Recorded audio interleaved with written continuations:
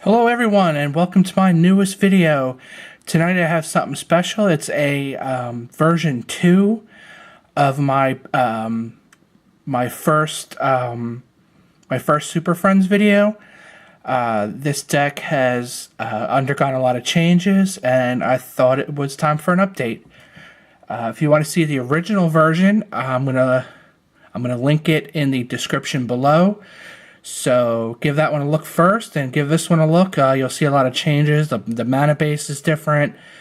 I took out a lot of the pillow fort properties of the original deck. The ensnaring bridge and sphere of safety and propaganda and that sort of thing have all come out.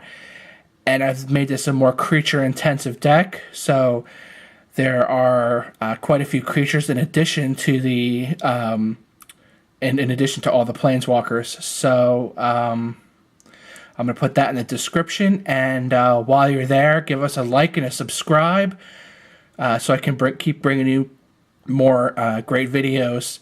And don't be afraid to share with your friends either, because I'm trying to build a base of subscribers so we can have more videos.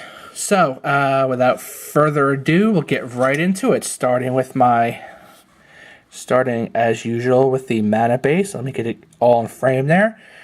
We have Rupture Spire. I know people consider this to be slow, but it's hard to exclude 5-color lands in a 5-color deck. By the way, the commander to this is still Horde of Notions. I've gotten some suggestions to change it, and I plan to in the future, but for now, it is still Horde of Notions, but it probably won't be staying as such. And moving right on, Ruptured Spire, Transguild Promenade, pretty much the same thing. Reflecting Pool, Mana Confluence, sort of a City of Brass. Grand Coliseum, same deal. And actual City of Brass. Command Tower, because no EDH deck would be complete without Command Tower. Exotic Orchard. Ancient Tomb. Good fast mana. I do play a lot of Pain lands. It's kind of unfortunate, but 40 life, so from here on in, you're going to notice that a lot of these lands all make green. And I have cats battling each other in the background, so you have to excuse them. Everything makes green.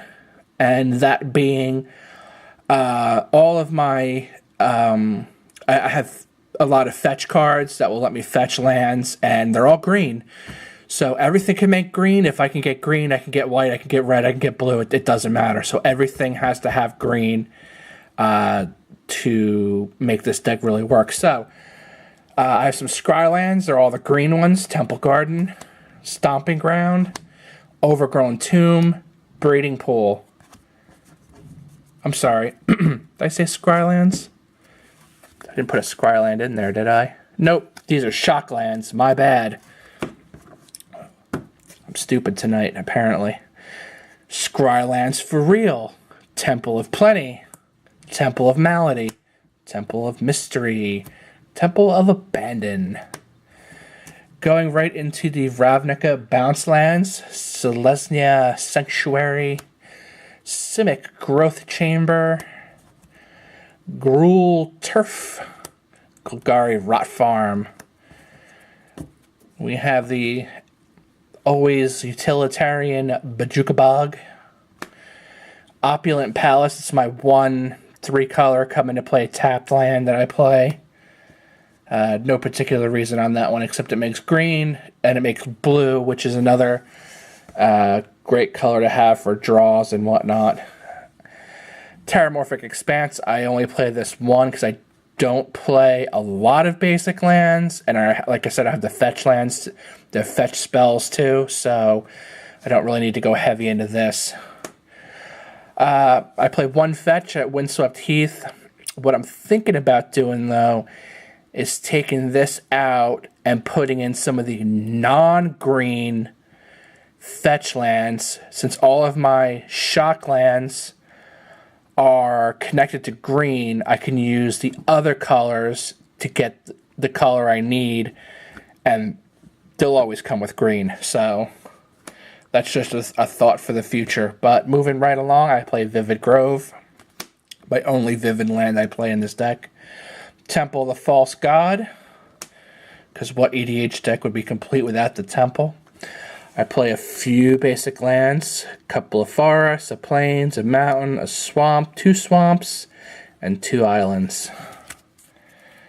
Moving right along, we move into enchantments. I play Burgeoning for some mana advantage. Sylvan Library, because what deck would be complete without the library? And then we have Mystic Remora and Rhystic Study to get some great draws going. Inexorable Tide for my army of Planeswalkers. Omniscience, because this is just a really jerky card to play, and this is usually a game winner right there. So I throw that in there. Plus I have Academy Rector to get it out really quick. And those fetch cards I spoke of earlier, Cultivate, Kodama's Reach, don't know what he's reaching for. Probably a land, I guess.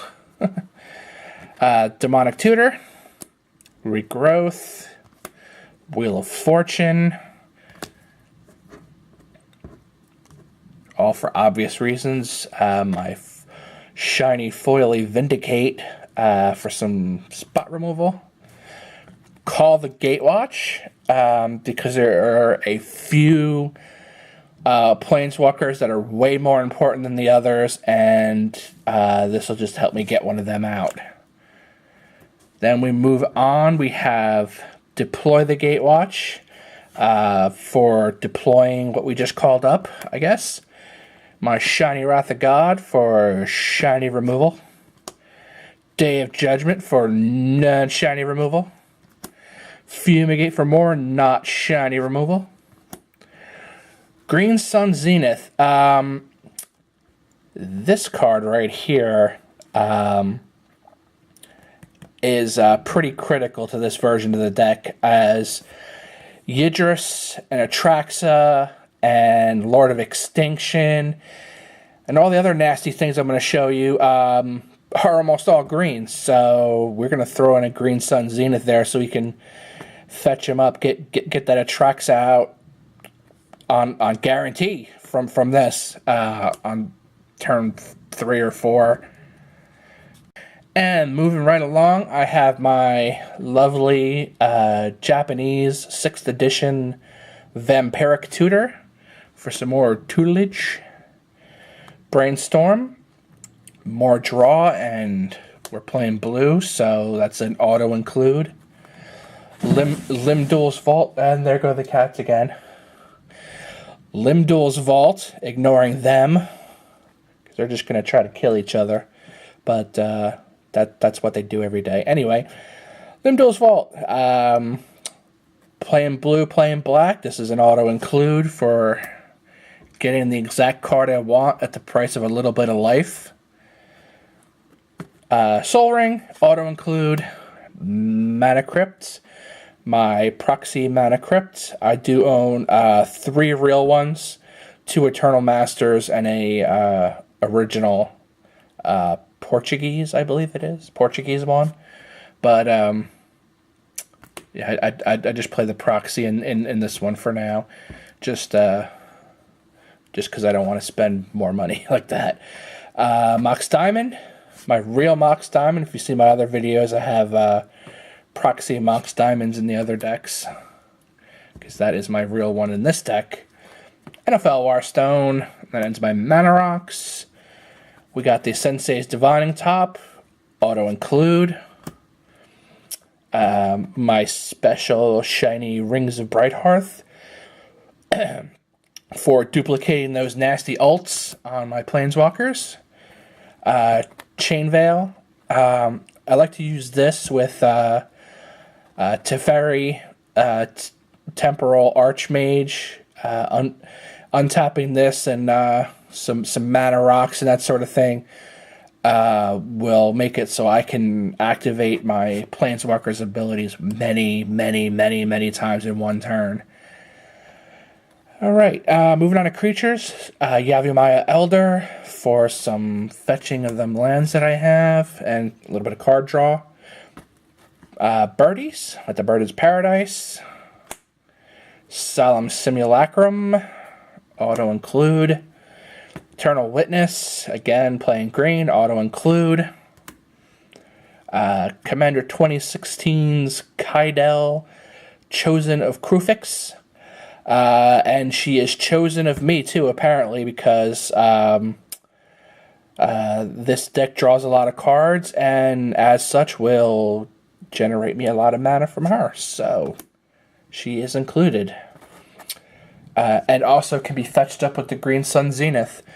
Moving on, we have Trinket Mage, Forget My Mana Rocks, Trigon Predator for a little bit of enchantment and artifact removal, and again can be fetched up with Green Sun Zenith. Deep Glow Skate. This thing is busted. When I tell you it's busted, this is like the most busted card I've ever seen in Magic, like ever. You throw a Rite of Replication on this thing, which I'm thinking about putting in. Say you have 3 counters on your Planeswalker, and you Rite of Replication this thing, and kick it, and that will mean that your 3 now has 96 counters on it, and you can ult it until you're purple in the face. And also, grab this with Nahiri, comes into play, comes back to your hand with the ult on, Nahiri the Harbinger. Her ult ability, which is really easy to do, grab this, get it back to your hand, recast it next turn, and many loyalty counters. Academy Rector for getting Omniscience out. Marchesa the Black Rose for getting my creatures out and making sure they stay out with other creatures have dethroned, and then when they have the 1/1 counter, they come back when they die. So that's why she's there. The newer version, Queen Marchesa, because either I'm going to become the Monarch. I'm going to either be the Monarch and get cards, or I'm going to not be the Monarch and get Death Touch dudes. So great blocks right there. Maelstrom Wanderer for some great cascades and a haste. Damia, Sage of Stone for great draws. And a 4/4 Death Touch Thug on top of that. Atraxa. This is what you want to Green Sun Zenith for, if at all possible. Big and beefy and proliferate every turn. Yidris. If you have Atraxa, this is what you're going for. Yidris. Lots and lots of cascading. Definite great in this deck. And he's a big bruiser on top of all that. Lord of Extinction. This is your big brute right here. Got those other guys out, and you need a cleanup hitter. This is your guy. Moving on to the Dream Team, the Planeswalkers. Chandra, dudes, removal, draw, all in one package.